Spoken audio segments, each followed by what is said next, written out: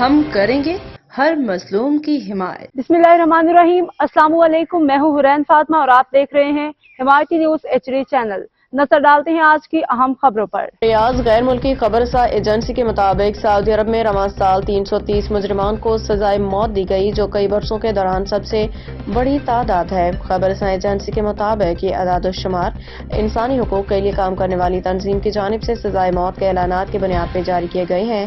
اس سے قبل سعودی عرب میں سال 2023 میں 172 اور سال 2022 میں 196 مجرمان کو سزائے موت دی گئی۔ رواں سال 150 سے زائد افراد کو غیر مہلک جرائم کے لیے پھانسی دی گئی، ان میں سے زیادہ تر افراد منشیات کی اسمگلنگ کے مجرم قرار دیے گئے تھے۔ خبرسا ایجنسی کے مطابق جن مجرمان کو سزائے موت دی گئی ان میں 100 سے زائد غیر ملکی بھی شامل ہیں۔ سعودی عرب نے غداری اور دہشت گردی تنظیم سے تعاون پہ 2 شہریوں کو سزائے موت دی۔